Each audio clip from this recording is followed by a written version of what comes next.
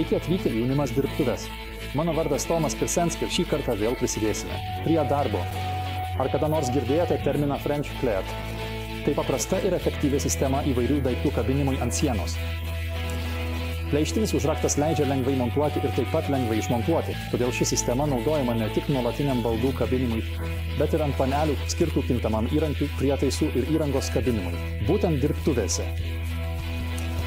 Unimats pasiūloje rasite keletą pramoninių būdų gaminamų kabinamų panelių, pavyzdžiui, legendinę perforuotą Mars sieną su kabliukais, kurios galima pagal poreikį įstatyti į daugelį skylių. Plokštėje yra dar skylės rakto skylutės formos skirtos alternatyviam kabinimo būdui, pavyzdžiui, naudojant varžtų arba sraigtų galvutės. Naudojimas yra labai įvairus, o specialūs kabliukai ar dygiai yra idealus tam tikro tipo įrankiams ir priedams kabinti. Plokštė montuojama ant sienos. Antrasis tipas yra kabinamas panelis, skirtas montuoti ant darbastalio. Jį sudaro dviejų tipų plokštės ir dvi lentynos.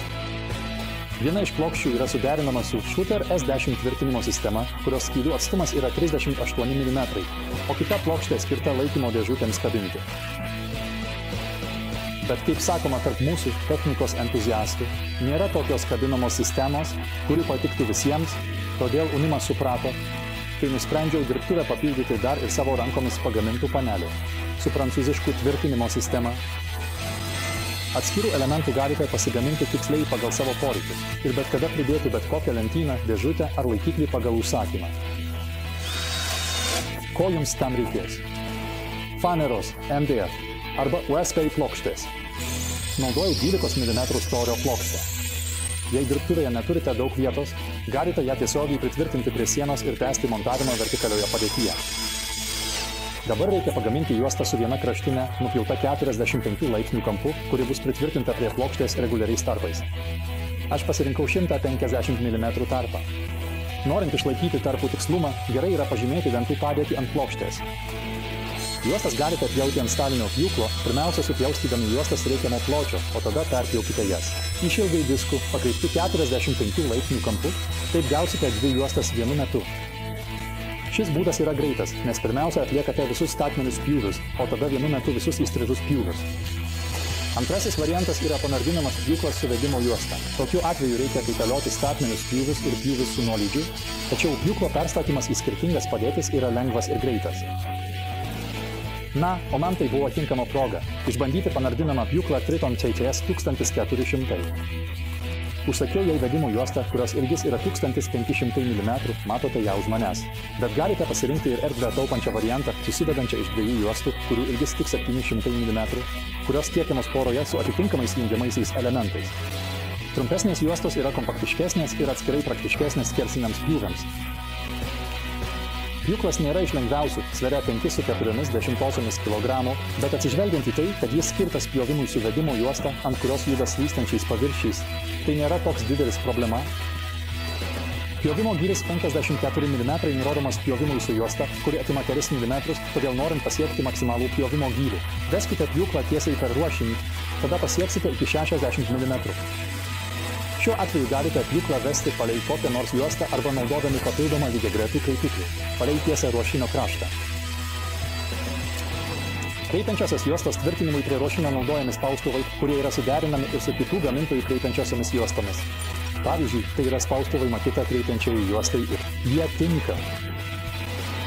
Triton savo juostai taip pat siūlo vienarankius slankiuojančius spaustuvus.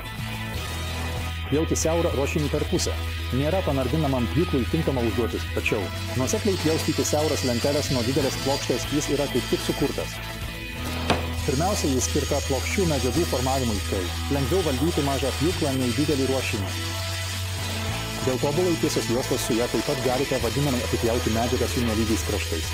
O lygiagretų pjūvių tada jau galima atlikti ant stalinio pjūklo palei lygiagretų liniuotę. Kaip rodo pjūklo pavadinimas, jis taip pat skirtas panardinamiesiems pjūviams medžiagos paviršiuje. Palyginti su įprastu rankiniu diskinio pjūklo, kurį dažniausiai vadiname mušto, jis turi pranašumą, nes diskas išsikiša iki iš anksto nustatyto gylio ir automatiškai grįžta atgal į dangtį. Dėl to pjūklą galime saugiai padėti ant stalo, diskas išsikiša tik atblokavus fiksatorių. Žymės ant dangčio nurodo, iki kurio taško pilnai išsikišęs diskas nupjaus. Palyginus su mūsų dulkių, ištraukimas yra efektyvesnis, nes diskas yra daug geriau uždengtas. Pjūklas taip pat turi priešpjūvio funkciją, kai diskas išsikiša tik apie 2 mm žemiau vedančiosios juostos lygio. Su šiuo nustatymu švariai perpjausite viršutinį ruošinio sluoksnį, todėl atliekant vėlesnį gilų pjūvį. Nebus tokio didelio medžiagos išskaldymo. Triton TTS 1400 pjauna ne tik statmenai, bet ir kampu nuo -1 iki +48 laipsnių. Deja, jis neturi fiksatorių dažniausiai naudojamiems kampams, o kraštinės padėtys ir skalė nėra visiškai tikslus. Todėl, norint tiksliai nustatyti, reikia naudoti kampainimą. Verta paminėti, kad galima reguliuoti apsisukimų skaičių nuo 2 iki 5000 per minutę, todėl galima nustatyti tinkamą disko periferinį greitį net ir medžiagoms, kurios kitaip pilnu greičiu būtų deginamos arba lydomos. Bet grįžkime prie darbo. Lentas jau supjoviau, todėl išgręšiu skyles varžtams, idealiai įskaitant ir įgilinimą. Varžtai nėra skirti lentų tvirtinimui prie plokštės, bet labiau jų fiksavimui klijavimo metu. Na, o po klijų išdžiūvimo galima pradėti kabinti lentynas, dėžes ir laikiklius. Kokius pasigaminsite ir kur juos įdėsite, priklauso tik nuo jūsų. Plokštė su French Clad sistema leidžia jums pritaikyti atskirus elementus ir visą plokštę tiksliai pagal savo poreikius. Tai tampa idealiu priegu prie pramoninių būdų gaminamų sistemų. Kiekviena iš jų turi savo privalumų ir gerai įrengtoje dirbtuvėje. Panaudosite visur. Taip pat turėkite omenyje, kad vertikalios saugojimo erdvės yra daug aiškesnės, o svarbiausia, kad daiktai esantys ant sienos netrukdo ant žemės ar stalo. Man vėl buvo malonu ir jei jums taip pat, prašome paspausti patinka ir užsiprenumeruoti. Jei dar paspausite ir varpelį, apie kiekvieną naują Unimas dirbtuvės vaizdo įrašą sužinosite pirmieji. Laukiame ir jūsų konstruktyvių komentarų ar klausimų. Nuorodas į visus produktus rasite kaip įprasta aprašyme po vaizdo įrašo. Ir aš jau dabar laukiu susitikimo kitame vaizdo įraše.